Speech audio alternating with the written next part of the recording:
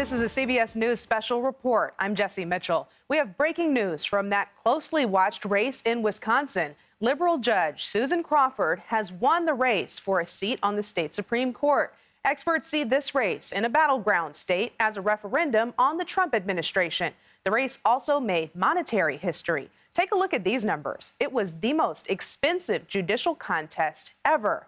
Let's turn now to CBS News Elections and Surveys Director Anthony Salvanto. Anthony, what do you make of the results of this? Big story here is turnout. That's maybe what all that money did, right? I'm going to show you this, and I'm going to sort of emphasize this number up here. Looking at potentially 2.3 million votes. Now, for context, that is going to be around half, around 50% of the voters in this state. Now, in a springtime election, in an off year for a judicial race, that is really big. So that's the top thing. Now, look, that turnout, the Republican or the conservative side had hoped that that would benefit them. But in fact, what we saw was Crawford running ahead of either Joe Biden 2020, Kamala Harris in 24, especially and I'll center this and I'll circle it, in and around Milwaukee and the Milwaukee suburbs, where Democrats have to do well to win a race. And so that is where the turnout story connects, Jessi.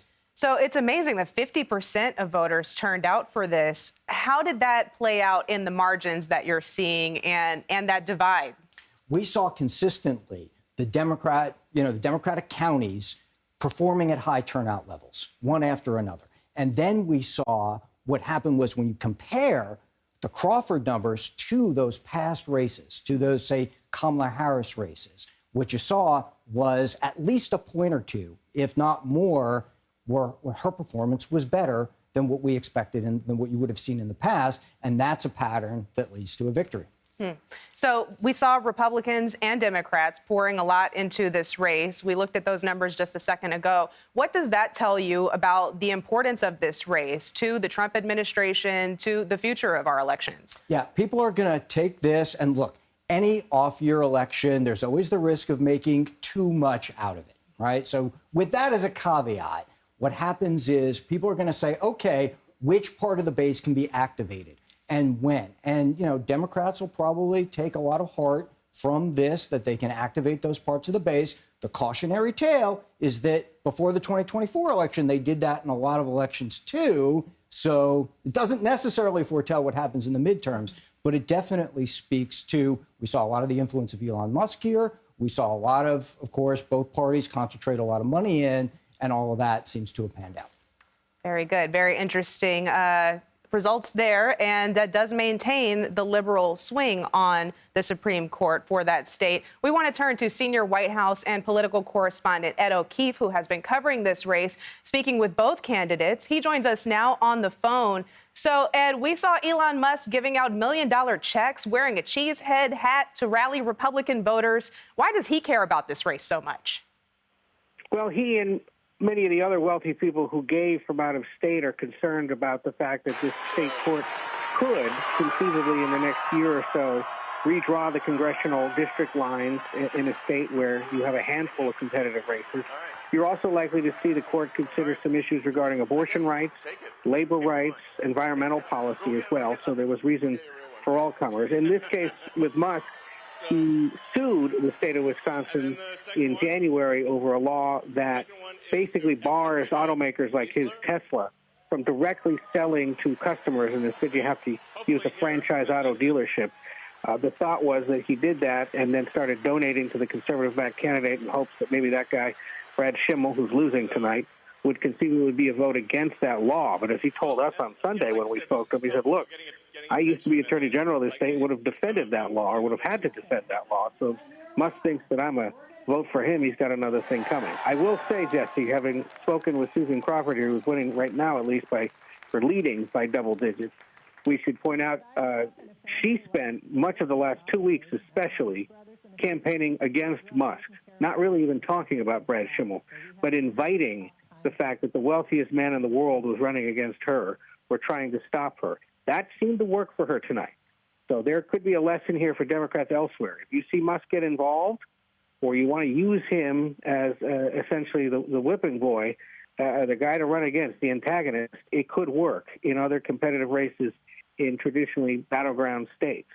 She, in our interview, repeatedly brought the conversation back to Musk and raised concerns that out-of-state money from the wealthiest man in the world was going to potentially try to buy a seat in that state. And we should point out, this is one seat on a 7-member state Supreme Court, more than $81 million spent. It is the most expensive judicial race of its kind anywhere in the country, at least in the states that elect their top justices. And the numbers were just staggering, whether it was the $12 million from Musk's Political Action Committee, $3 million he donated directly to the state GOP, $1.5 million donated by the billionaire Democratic governor of Illinois, J.B. Pritzker, to the state Democratic Party, $2 million plus from George Soros, the liberal activist that went to the state party, and others who cut big checks. It was a sign that everyone that spends money in this realm saw a chance to potentially throw a key contest that will weigh in on some of the hot button issues of the day in a state that can swing the balance of power and certainly who lives in the White House. With that balance of power on the Supreme Court maintaining that liberal swing, what does that mean for Musk's case and these other consequential decisions they're facing? Well, most critically, outside observers and those in Wisconsin say, if there are challenges to the state's congressional map, you could see at least 2 of the districts redrawn in a way now that conceivably benefit Democrats or make it easier for them to win some key contests next year and potentially pick up some seats. And given the narrow margins in the House, and we saw Republicans win 2 more seats back in special elections down in Florida tonight, it was similar state court decisions in places like North Carolina and Alabama and potentially some in Louisiana that redraw lines in 1 or 2 districts and then potentially could swing the control of the House to Democrats or Republicans by just that small enough margin. So that's what's at stake potentially in some of these races. And while you think it's a statewide race in one state, well, yes, but those that were participating from the outside say, sure, but it also could mean who controls Congress, who provides a check on President Trump after 2026, or do Republicans maintain control and allow him to keep going? And that's where we're turning to Florida. Thank you, Ed, for giving us all of that background insight. We're also watching 2 key House races in Florida, President Trump's adopted home state. CBS News projects Republican Randy Fine won the race in Florida's 6th district to replace Mike Waltz, who resigned from Congress to become National Security Advisor. Back in November, Waltz, a Republican, won by more than 30 points. The other special election is in Florida's 1st congressional district to fill the vacancy left by Matt Gaetz. CBS News projects Republican Jimmy Patronis is the winner in the heavily Republican area. You may remember Gaetz was nominated to be Attorney General, but eventually withdrew from consideration amid sexual misconduct and drug use allegations. With these projected wins, Republicans hold 220 seats in the House of Representatives. Democrats hold 213 seats. So let's get back to Anthony. Anthony, what's your take on these races and what that means for the House and Florida?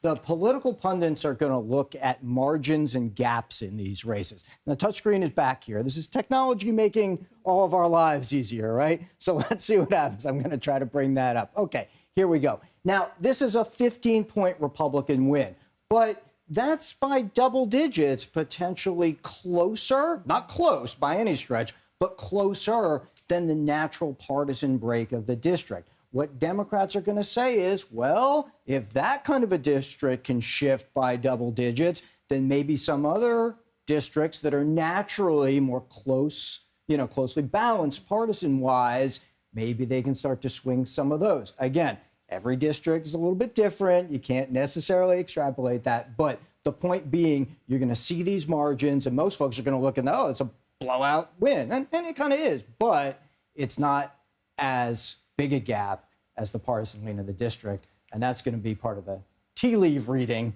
that will go on in the next few days. Was the split the same for the 1st district or the 6th district? It is. It's a similar pattern over in the 6th, right? So you've got a double-digit win for Fine, yeah, but you might have otherwise expected something, maybe 10 points more than that in a sort of a typical on-year, even-year election in a place like that that's as Republican as that CD. So that's the Washington game that they'll be playing in the coming weeks. Very good. The margins remain tight, but Republicans maintain that same razor-thin majority for now. Right. And that was critical, too, of course, because you see what the House is doing now and how tight everything is. The Republicans can't really afford to lose many members on any vote either way, right? So these two districts, any two districts now become crucial, which is why we'll probably be back here if there are other special elections over the course of the next year with just these same kinds of stakes.